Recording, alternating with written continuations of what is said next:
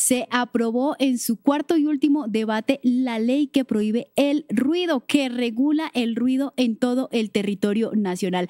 Por eso nos conectamos con nuestro invitado de hoy. Él es autor y ponente de esta iniciativa legislativa que es una realidad. Estaría entonces pendiente a la sanción presidencial y les hablo del representante a la Cámara, Daniel Carvalho. Representante, bienvenido y gracias por aceptar la invitación de Tercer Canal.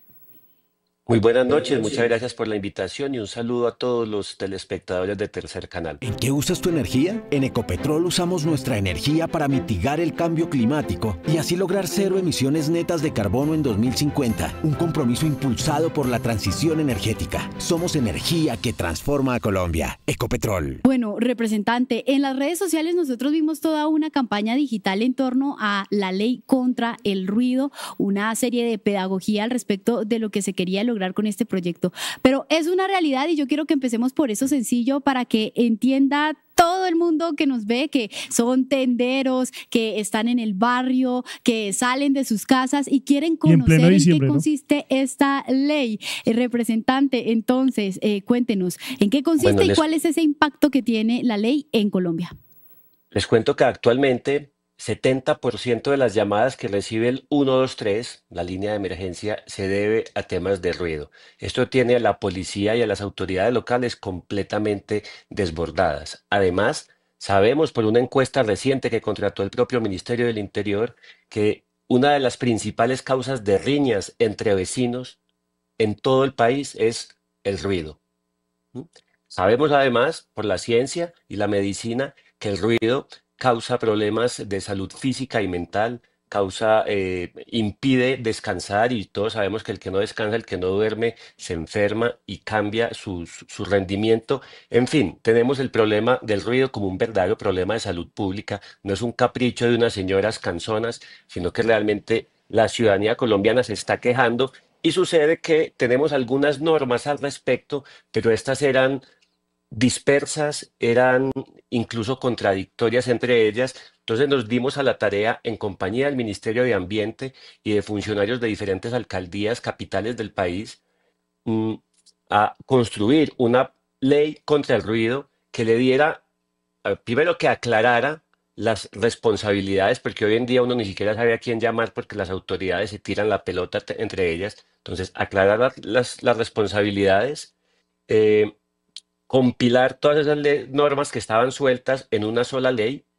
Tercero, darle más autoridad a la policía y a las alcaldías municipales para abordar este problema. Y en cuarto lugar, obligar a los municipios a dotarse de un plan de gestión contra el ruido. Es decir, un documento que va a diagnosticar el problema en cada uno de los municipios, a definir las acciones para los puntos más críticos. Al final esto no se trata de que la gente no pueda hacer fiesta, no se trata de que no podamos escuchar música, se trata de que entendamos que la música que yo pongo debe ser para mí y no para todo el vecindario, porque realmente la gente está pasándola mal por el cuenta del ruido y por el hecho de que las autoridades no tienen cómo enfrentar este fenómeno. Esto es lo que pretende solucionar la ley contra el ruido. Congresista, yo quisiera preguntarle pues cómo fue ese proceso y los mecanismos de concertación entre ciudadanía, gremios directamente relacionados con esta ley y el presupuesto y por supuesto los congresistas y el gobierno nacional para llegar pues a esta ley que pues ya es oficial. Claro, mira, desde el principio que tuvimos, como dije al principio, el apoyo del ministro de Ambiente, del Ministerio de Ambiente, perdón, quiero reconocerle a la señora ministra que nos apoyó desde el principio en esto, porque como ella fue secretaria de Ambiente de Bogotá y concejala, se dio cuenta de lo que viven los ciudadanos en Bogotá y la incapacidad de la administración pública para resolver, entonces ella nos apoyó. Igualmente, diferentes congresistas de diferentes partidos nos apoyaron porque uno como político que está permanentemente en contacto con la gente y escucha sus quejas se ha dado cuenta de que esto es un problema. La construcción del texto además se acompañó de diferentes academias que nos ayudaron en este tema. Mm, y lo más importante fue que en el paso por los diferentes debates del Congreso no hubo mayor oposición, hubo algunas dudas que despejamos, hubo algunas proposiciones de otros compañeros que incorporamos, hubo también discusiones a veces un poco tensas con un par de gremios como Camacol y como FENALCO, que decían que se podrían ver afectados, sin embargo nosotros les insistimos en que esto no era en contra del comercio, no era en contra del sector privado, pero que el ruido, bien sea hecho por un establecimiento comercial o por un vecino borracho, tiene que ser regulado. Y finalmente, pues llegamos a algunos acuerdos con ellos. Fenalco se opuso hasta el final, infortunadamente, pero esa fue la parte más difícil. Y ya posteriormente en el Senado también tuve apoyo de congresistas desde el Pacto Histórico hasta el Centro Democrático, porque realmente sentí que hubo mucho consenso sobre este tema. Gracias al gobierno del cambio, ya son más de 800.000 jóvenes estudiando gratis en universidades públicas del país. Matricúlate hoy y revoluciona tu vida. Ministerio de Educación Nacional. Representante Carvalho, algo que describió muchísimo esa forma de conectar a la gente con su proyecto de ley, pues fue esa campaña pedagógica que usted hizo desde sus redes sociales. Y particularmente me llamó la atención uno de esos videos que usted compartió en Instagram, que era en uno de los lugares más ruidosos que tiene el país, y es el Congreso de la República, exactamente el Salón Elíptico. Cuando ustedes están llevando a cabo debates, pues ese ruido de asesores y de congresistas discutiendo todo el tiempo. Y yo veía que en el texto de descripción usted hablaba de regular esos decibeles y de cómo cambia, pues cómo se armoniza un espacio cuando bajan los decibeles. Pero en términos castizos y sencillos, ¿cómo es ese tema de regular los decibeles, los niveles del sonido en un espacio, y pues por qué esto afecta en la salud de los colombianos? Bueno, mira, te cuento, hay dos partes para esa respuesta.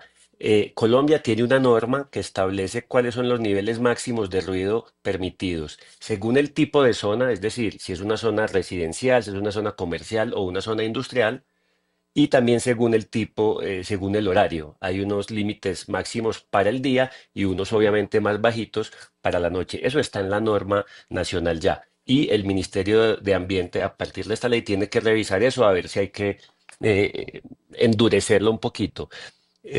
Pero esta ley también entiende que el ruido es un tema cultural, de percepción, tal vez subjetivo, y por eso no conviene que desde Bogotá estemos diciéndole a todo el país qué es ruido y qué no es ruido. Por eso le damos mucho poder a las autoridades locales, a las alcaldías, para que formulen sus propios planes, para que según las idiosincrasias, las dinámicas, el número de quejas, el tipo de desarrollo urbano que estén teniendo, pues puedan ser más o menos tolerantes con las fuentes de ruido. Y por eso el llamado es a los alcaldes para eso. Pero mencionabas otro tema y es el ruido en recintos interiores, ¿sí? Como el Congreso de la República.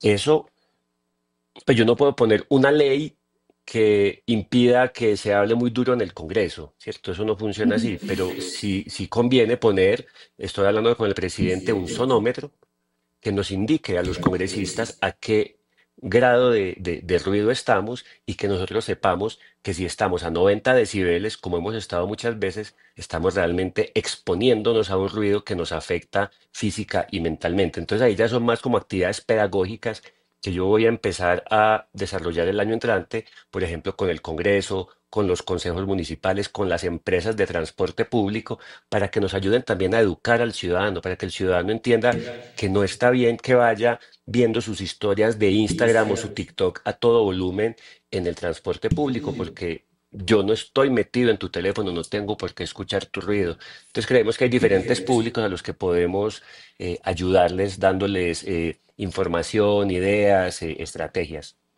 Representante, yo quisiera preguntarle por la implementación. ¿Cuándo empieza a regir esta ley una vez se sancione, y qué va a pasar con quienes no acaten esa norma, y cómo va a ser un poco la regulación de esto? ¿Va a ser directamente la policía o cómo va a ser esto? Bueno, entonces este proceso ya pasa a conciliación, que debe ser la semana entrante. Es un paso interno administrativo del Congreso, donde se ponen de acuerdo el texto que se aprobó en Senado y el texto que se aprobó en Cámara. Eso no suele tener ningún problema. De ahí pasa a sanción presidencial, que depende de la voluntad, pues, del gobierno nacional. Puede tomar 2, 3, 4 meses, y a partir de ahí ya tenemos la ley ya en vigor. Mm, ¿Esto qué hace? Hace que la policía tenga más facultades para sancionar, pero no deja a la policía sola, porque también obliga a las alcaldías a dotarse de una regulación y de unas políticas públicas o unos programas al respecto. Mm, Quiero poner un ejemplo. En Medellín en este momento ya están creando el Escuadrón Antirruido, y es un grupo de funcionarios de secretarías de salud, de movilidad, de seguridad, de espacio público, que están encargadas de ocuparse de eso, que van a atender esos casos. Allí donde los vecinos más se están quejando, va la alcaldía y va acompañada de la policía, que también tiene además una capacidad sancionatoria. Hay que decir también que las multas aumentan.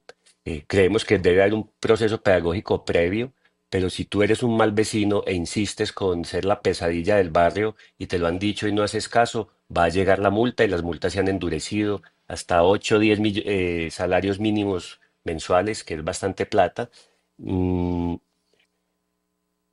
También cada alcaldía debe determinarle a sus ciudadanos cuál es la ruta de atención, porque hoy en día es muy difícil uno saber que no sabe dónde llamar, y que si llama a la policía no le va a prestar atención. Entonces, que quede claro para los ciudadanos en cada municipio a dónde deben llamar en esos casos es muy importante, y quiénes son las autoridades responsables, para que no se hagan las locas, pues, sino que asuman el tema. Finalmente, ante el Congreso de la República, en el mes de agosto, que es un mes dedicado a la lucha contra el ruido, anualmente el gobierno nacional de turno debe presentar un balance de cómo va la lucha por un ambiente acústico más saludable en todo el país.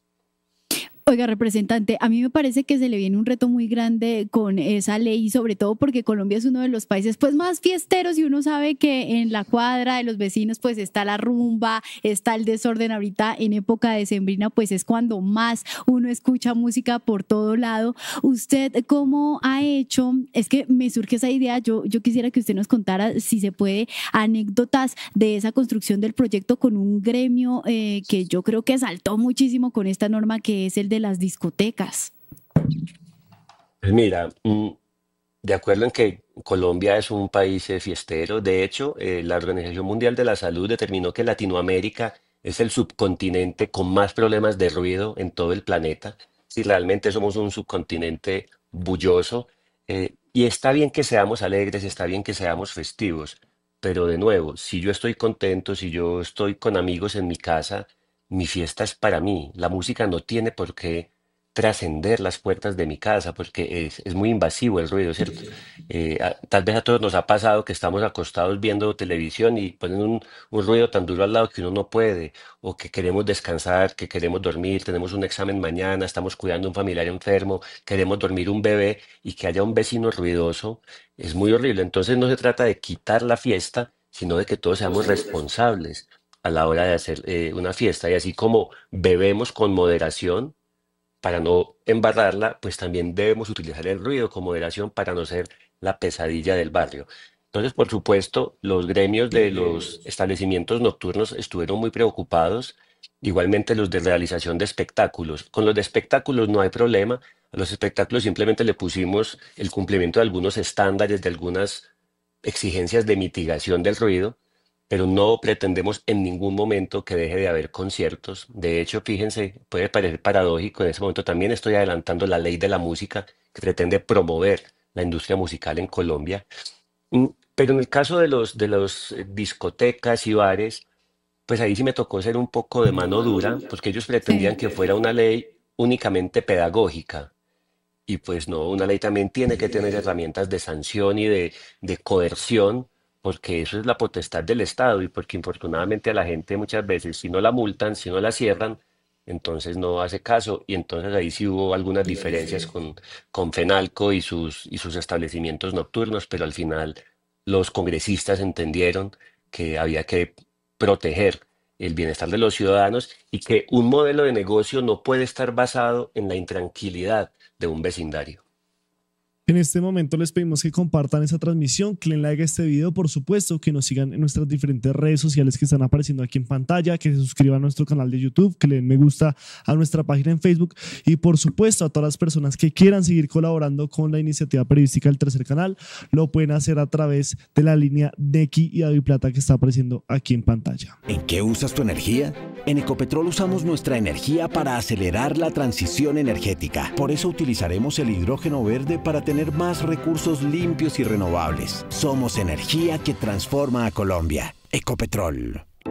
Ayúdanos a seguir con nuestra labor periodística a través de nuestro Nequi Daviplata 310-779-3518. se está evaluando es que más adelante sí sea para todos. Lo que necesita el país. Pedí que me sacaran de allá. Un agradecimiento a todos por su sintonía aquí en el tercer canal. Métase en la mente de un delincuente, de un ladrón.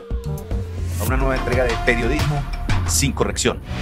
Pasión todo locura y estamos muy contentos. De las calles del sur. Digo, la señora, ¿me da un expreso, por favor?